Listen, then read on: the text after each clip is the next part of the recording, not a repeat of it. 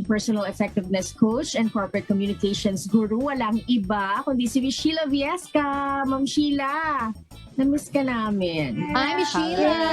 How you doing? Naka-last week, no? Kamusta ka naman? Okay naman. Nagpamiss lang siya. Nagpamiss lang. Nagpamiss lang. Totoo pala yung ano, diba? Absence makes the heart grow. May S-Besh. Founder. Makes. Founder. You get the idea. Sorry. Pareho rin yun. Founder ng Si, diba? Anong sinound? Basta pag pinag-alam mo. miss na natin siya. Basta pag nag-absent ka, syempre Yun na yun. Yun yun, diba? But that's the long and Founder short or of it. wonder daw yan. Founder or wonder daw yan ni Sheila eh. Yun mo nangyayari pag nawala si Miss Sheila, nawawala ako in the zone. Oo. Pero Back on courageous track. ka na masabi yung na phrase na yon, Kika, yung code na yun. Oo. Courageous. Yes. And thank you, Kikay. So, ladies, today we're going to talk about how to be courageous, the importance of courage. Oh, wow. Uy, maganda yan. Very interesting topic. Oh, ano ba yan? Oo. Marami Pag akong ba katanungan dyan eh. away, courageous na yun. Kapag ba lagi kang beast mode, Pag diba? mataas ba yung boses, Yeah. matapang na yun? Oo, these are good questions. Deeper. Diba? And Deeper sense of courageous. yes, at ang kapatid ng courage is fear. Katapangan at takot, magkapatid. So, what we want to point out is it has to be mindful, cognitive courage. Alam mo kung ano yung kinakaharap mo, hindi lang yung basta sugod ng sugod. Because that's not courage. That's, Reckless. may ibang tawag, recklessness or insensibility. Stupidity. Oo, yun na yun. Yeah.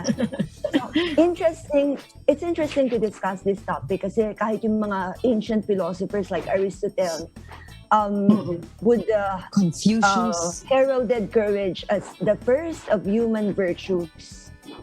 Ang pinakauna sa mga virtues na kailangan mong i-develop because it makes the other virtues possible.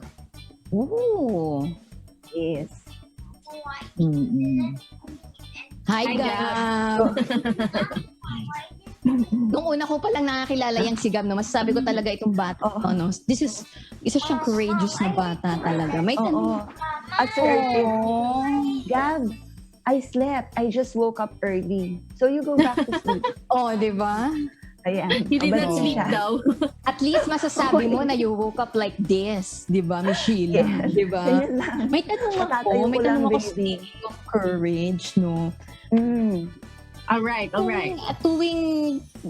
Saan ko ba pwedeng mai-apply ito sa buhay natin, sa buhay ko, yung pagiging courageous? Saan ba, where is the need, ako English na naman, tatagalogin ko na lang, saan ko ba i-apply, tsaka kailan ko ba malalaman kung dapat kong pairalin yung pagiging courageous ko? Okay. Those are very good questions, Kikay. Kasi courage is something that we should always have with us. It allows us to move forward. May tatlong reactions pag meron tayong kinakaharap na kinatatakutan natin or matters or situations that make us feel stressful. So, una yung flight, tapos yung fight, and then freeze tendency. Yung flight, syempre, tumatalikod tayo, bigla na lang nating bibitawan. Yung fight, attack mode lang tayo. Yung freeze, we get stuck. So, in all those situations, when we are about to respond, courage is something that happens between the stimulus and your reaction. So, kung paano ko mag-isip, kung paano mo ihahanda yung sarili mo, that is courage. Courage, we always hear, is not the absence of fear. Kasi kahit yung pinakamatapang na tao, nakakaramdam ng takot. And it's important. Totoo. It makes us feel aware of our environment, kung paano tayo magre-react, kung sino yung kailangan nating saklolohan, o baka tayo pala yung mas nangangailangan. courage is resistance to fear, mastery of fear. Na kahit pa ulit-ulit itong nangyayari, you are there taking on the situation. So yung, ano nga yung pangalawang tanong natin, Kikay? Kailan ko, tama ba? Yung nasagot mo ba? Anong Michelle, situation? Oo, yes. Anong situation sa buhay natin? Anong mga pangyayari, yung mga dapat nating may apply yung pagiging courageous natin. Thank you for reminding me that, Ate B, Ate Yes. Beth. Oo, sa araw-araw na gigising tayo, there's something that we have to face that would require us to be courageous. So, malalaman mo to kasi dalawa yung instantaneous reaction eh. Yung isa, there's something physiological that's happening in you. Nagre-respond yung body mo. May kinatatakutan ka, meron kang there's something that's causing you stress. So that's when you know that you have to be courageous. Nahihirapan kang huminga, medyo nagdadalawang isip ka to move forward. And the other one is psychological. So may mga hesitation ka sa sarili mo, may mga questions ka na hindi mo alam kung paano harapin. And the way we have to take this on, that's how we can manifest our courage, our being courageous. So ano yung una natin gagawin? I-acknowledge mo kung ano yung threat. Ano yung nagbibigay sa'yo ng sense of vulnerability na hindi mo kaya, hindi ka enough, na hindi sapat yung alam mo. And then, after you acknowledge, isa pang A, appraise. Appraise mo kung ano yung importante sa'yo at that particular moment. So, ano ba yung kailangan mong i-prioritize? And then isa pang A, accept. I-accept mo na natatakot ka, kailangan mong maging courageous because there are risks involved. Risk when you do something, risk when you don't do something. Merong possibility na mag-fail ka. Mataas yung possibility na this new situation will bring you an outcome that you're not ready for. Baka mamaya mas malala pala. Oo. And then, finally, yung pinaka-highlight ng courage is an affirmation na the situation presents itself to you because right now, you are the right person. You have to be in your element. Whatever you do, just be there, completely present. So, yun yung process ng courage that's happening kung hihimay-himayin natin kung ano yung nangyayari sa atin sa araw-araw. Whether it's something that we feel physically or psychologically, nakakaramdam tayo ng hesitation, ng takot, ng pangamba. And that's when we become courageous or that's when we're supposed to manage being courageous. Right. Ganda nung sagot mo, ha? Very enlightening, Sheila. So parang Yeah, kasi- yun yan, no? So ang key nung lahat is accepting that you have fears also. Kasi otherwise, if you don't, you won't be able to adjust what really matters. Yeah. At kung wala kang kinatatakutan, walang reason na maging courageous. Diba how boring is that life? Hindi mo nire-ready yung It's not sarili living mo. right there. Yeah, it's definitely not Or worth what's living. the sense of it all? Totoo. Kaya totoo.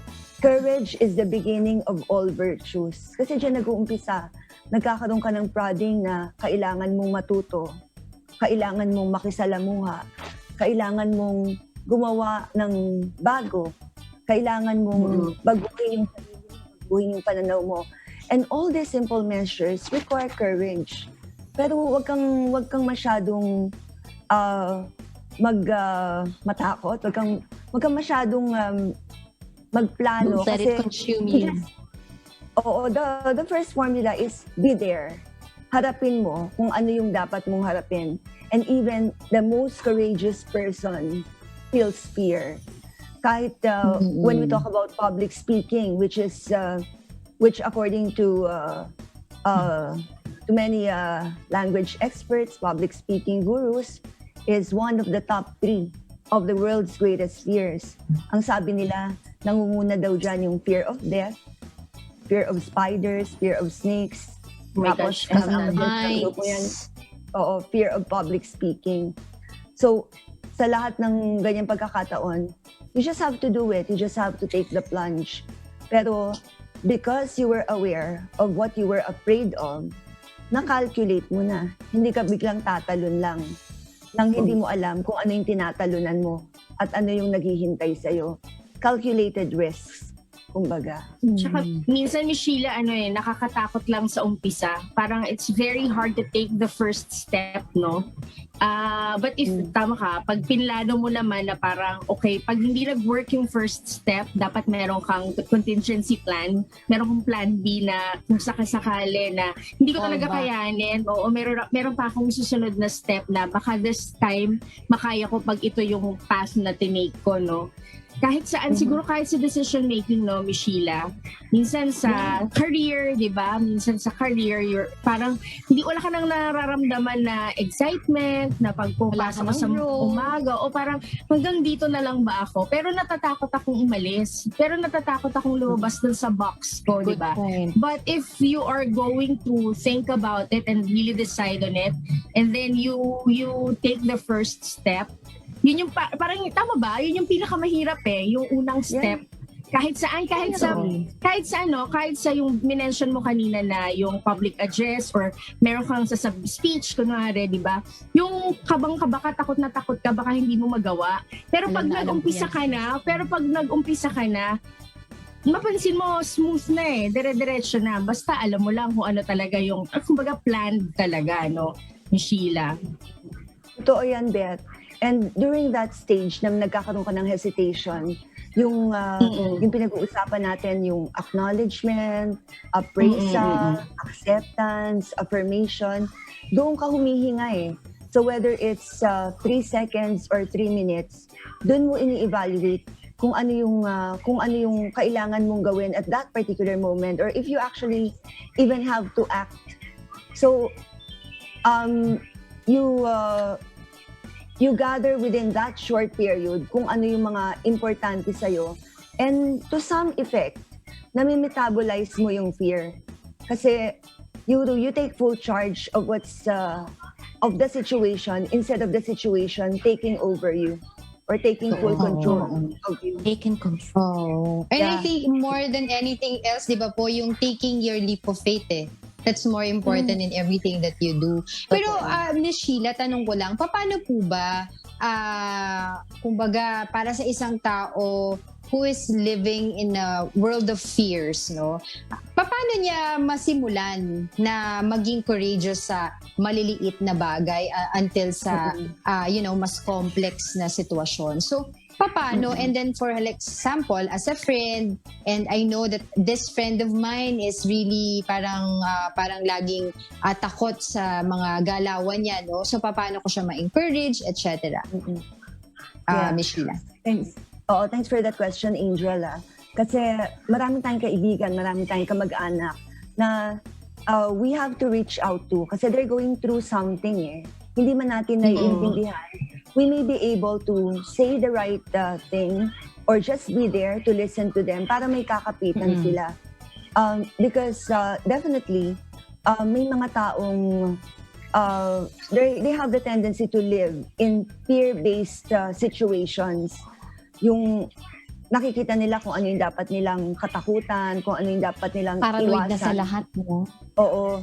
So, if you can be a friend or an anchor to that person, sabihin mo, okay lang yan. Allow that person to embrace the vulnerability.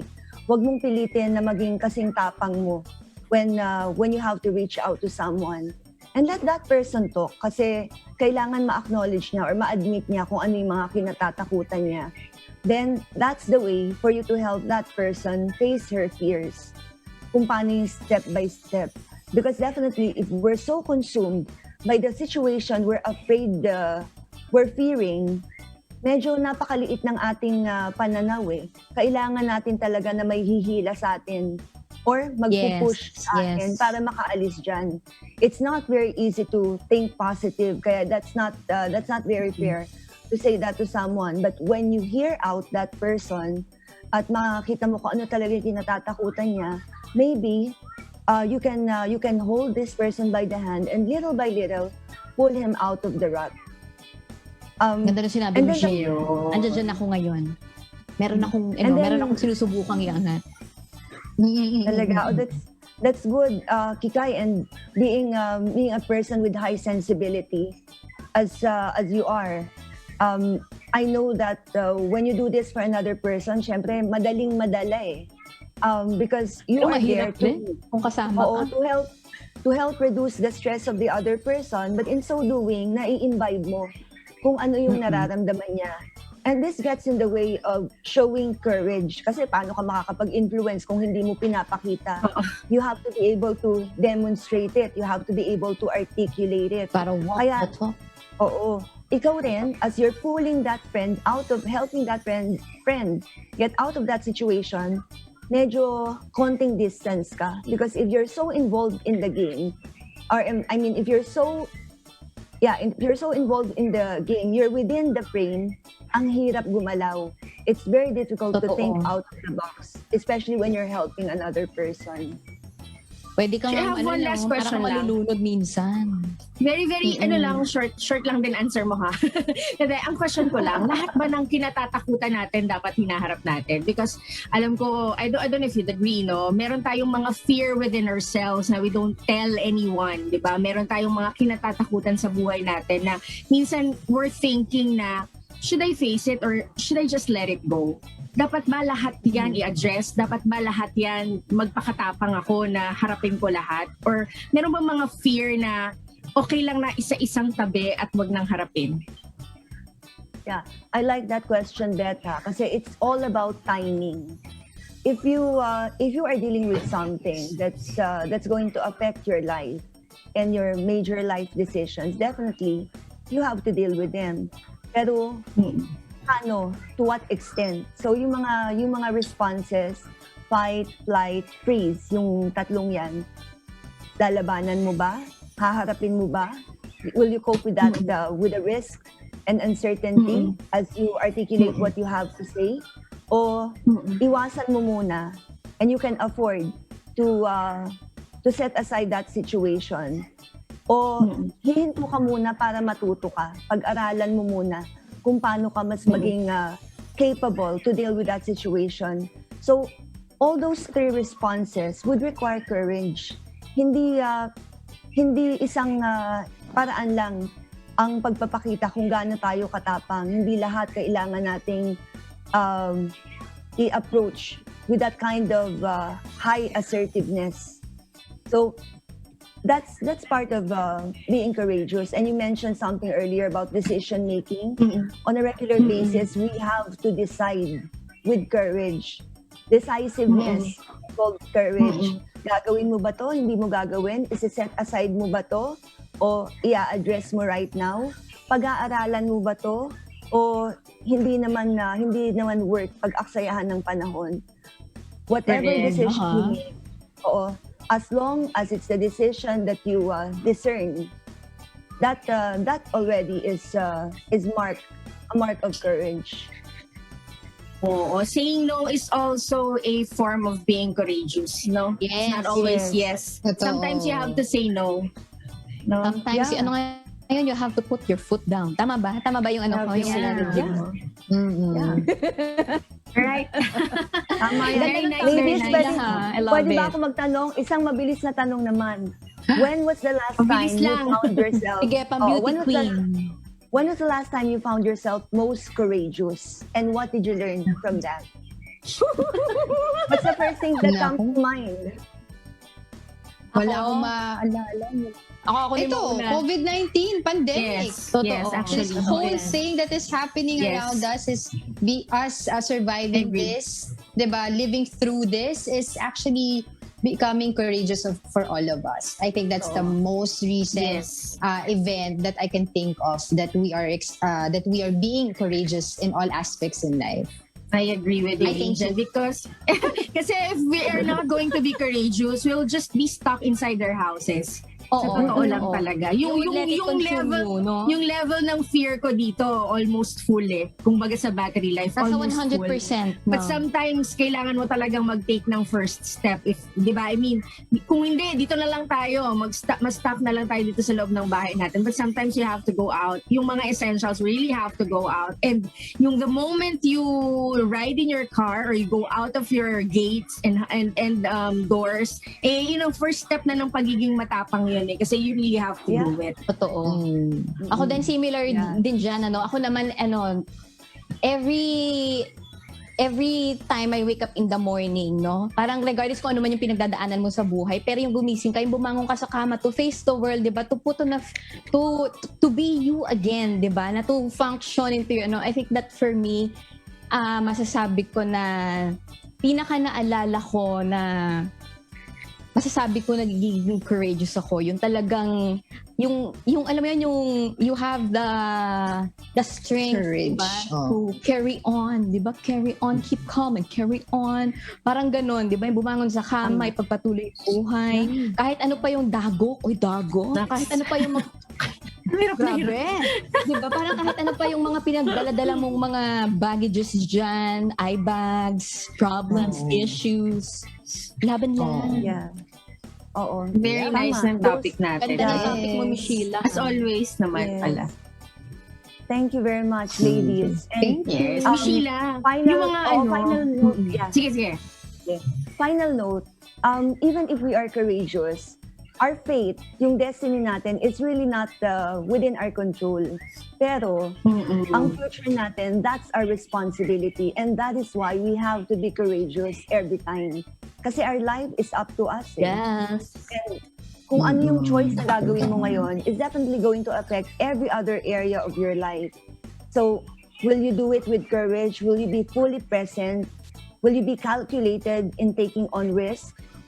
Ikaw ang mag-decide, and that's something that that's the time that you own between the situation as it's happening, and then the time between that and the response that you're going to give.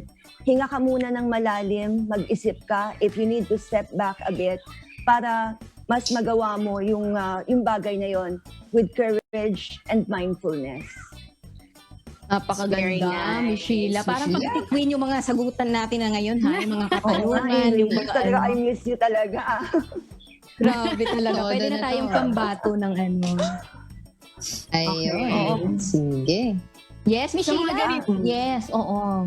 Go na ba? Okay, sige. Ano naman? Michelle, for those who are interested, di ba, to learn more about topics like this, and the other things that we talk about, and I'm sure marami pang iba, how do they get in touch with you, and ano po ba yung inyong mga contact details? Yes. So for courses on communication, leadership, personal effectiveness, stress management, leadership training, they can reach us at www.talkshop.ph and call us at 0917-877-5588 or 0917-894-5588. So we do coaching, consultancy, and also organizational training. I would also like to take this opportunity, ladies, given that we're talking about being courageous, to acknowledge how much you have inspired me through the years. Medyo matagal na yung pinagsamahan natin. I enjoy listening to you kahit wala ako sa show na to. So thank you for being inspiring. And shout out dun sa mga relatives ko and friends who have remained courageous throughout their lives, lalo na yung mga mothers dyan, yung mga guardians, the kids who despite the stress that they are dealing with, sa study sila, would wake up in the morning, would just do it.